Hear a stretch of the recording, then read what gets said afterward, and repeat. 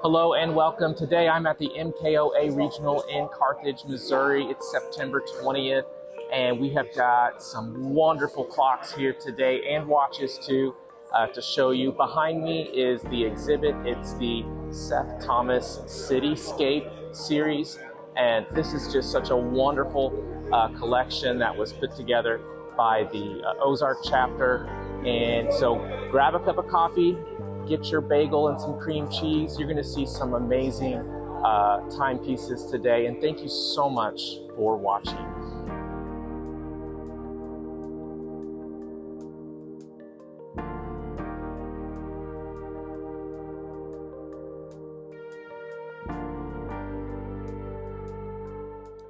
I am here with Sergeant Lassiter. Sergeant Lassiter, thank you so much for your service in the Air Force, and you have a beautiful collection here. Would you mind telling us a little bit about your clocks that you have here? Well, yeah, I got started in this after my last retirement, and most everything I have, I got that was not working. And because my main thing was just to be able to have something to keep me busy. Because after my last retirement, I was driving my wife crazy. She said I needed to do something. So this was my project. I enjoy trying to enhance what I have. To begin with, for instance, this swinger clock here, I was able to have to actually do some research on it because so many of these clocks were done by major companies like Ansonia and the German clocks. And this one I was not able to identify because it didn't have any maker's marks on any of the stuff. The lady is obviously a French statue, and the movement, I believe, is French. The French did make these, they're known as tin can movements. The French made some, but I couldn't find any actually the French maker. I believe it's French. And took a little doing, but it's working. Looks great. And moving on, this clock here, to begin with, didn't look anything like it does right now. I clean them up, and I like the metal case clocks because I can take them to the auto body shop and get a really good paint job on them. And I have to do all the engraving work on it. And I like to find nice toppers to go with them. So the toppers to me enhance the clocks. So moving on from that, this is another one I did. Now this actually is a wood case clock, but I treated it the same way as took it to the auto body shop and had it painted. Of course, I now added some whales on it, some whales on the side. I'll probably keep that one. So Yeah, you should. That's beautiful. And then my hanging clocks here. This is a time and date, which are really fairly popular clocks. Somebody that's a school teacher should have one in their classroom. So this is a little different. But it's German, and I can't remember. It wasn't working when I got it. So, in fact, nothing that I have was working when I got it. So it gives me a project to work on to get going. And for some, this is what you call a mission clock. Um, they don't seem to be very popular anymore. They used to be, but I think it's because they're so plain. But I I like them though because it's something to work on.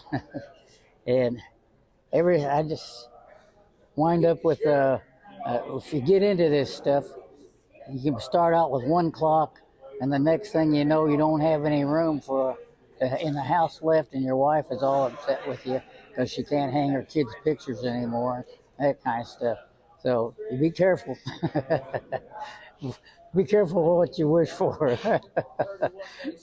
But anyhow, this is what I do for my enjoyment, and it keeps me busy and out of trouble.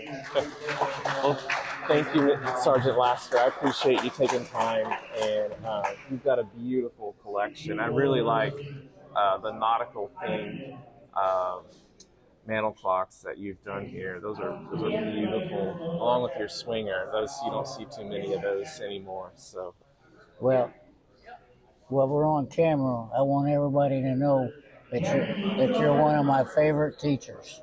Thank you. Thank you. And everybody out there should be supporting their teachers.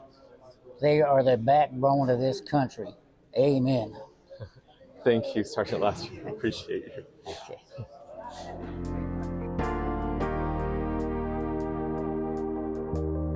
So today we are looking at this Philip Haas and Son cuckoo clock. This dates from about 1880 or so, according to the owner. And it is just a beautiful clock. It is a wood plate movement, and the bellows are on top, kind of going back to some of the shield clocks whenever the bellows were on top. Make it cuckoo for you today.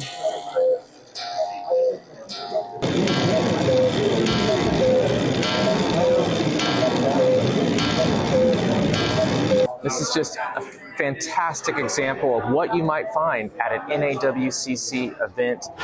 Be sure to go to nawcc.org and check out where these events are taking place so you don't miss out on a find like this.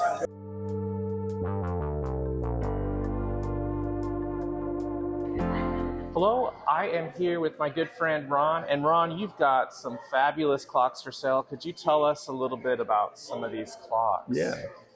I'm not sure the maker on this one, but this is an 8-day German musical clock. And it does play two different tunes. And this is up front here. We got a Unihon 8-day. We have a Imperial made in Italy. This is a very, very nice piece. This is a Schmeckenbecker, made 1975. It's the Hofenbrauhaus clock. So these guys raise their beer mugs, and then on the hour, they raise their, and then when it plays music, we have another beer mug that comes out there. So these are very collectible, and this is the nicest condition for one that's old I've ever seen. Down here we have, this is an Ingram, older Ingram that it had a bad dial on it, so somebody's put a nice new dial on it. We have a large Dutch Zondam 8-day with the solid brass weights, which they quit making. Hard to find. So they're hard to find. And I have a smaller one here, and there's what they're doing to them now. They're making lead ones, and they're painting them gold. So I prefer these whenever I can find these. You know, these are like $100 a pair on eBay if you have to buy just the brass weight. Oh my goodness. And then I have a French baker's clock here. And this is a very nice, the trim is very large on this clock. This is an 8-day also, musical. And then we, last but definitely not least, we have a Seth Thomas reproduction in 1976. They made 4,000 of these. So this is one of 4,000. Got some nice pieces here, Ron. I'm going to move Thank my you. camera and we'll go down there All a little right. bit. Thank you, Seth. So, Ron, what do we have over here? To start with, on this end, we have an older Gustav Becker with the topper. All the finials are here. It runs well.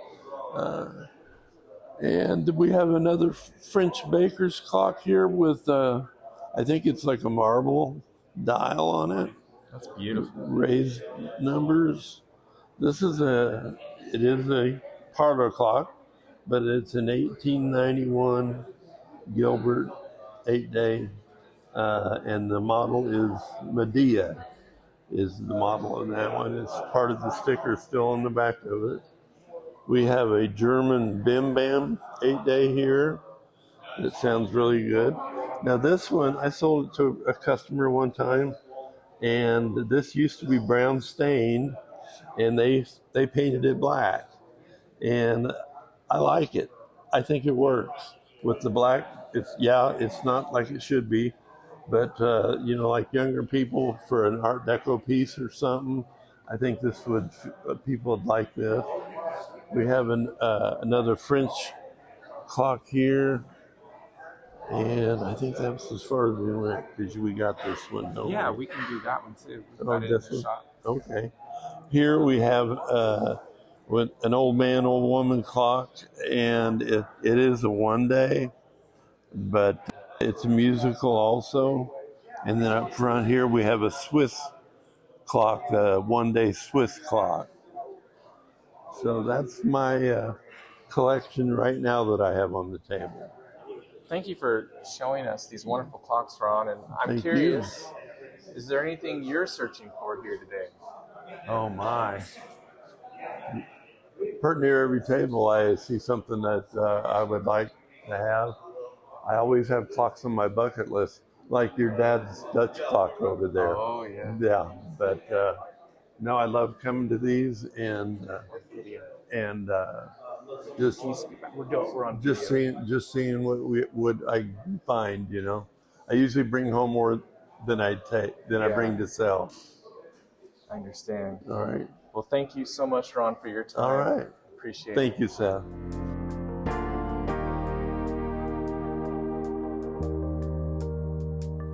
Here I am in beautiful Carthage, Missouri. And if you haven't been to Carthage, what you may not know is we have a beautiful courthouse that was constructed about 1894, 1895, rebuilt on the original courthouse site, which was burned down during the Civil War. And this courthouse actually features a Seth Thomas tower clock movement at the very top. The clock face used to be black, but then I think in the 50s or 60s it was painted white. It also was electrified in about the 1960s. And it's just a beautiful piece of Carthage history. And I just wanted to share that with you today. So come check out Carthage. It's in Southwest Missouri. It's a wonderful, wonderful town. Thank you for watching.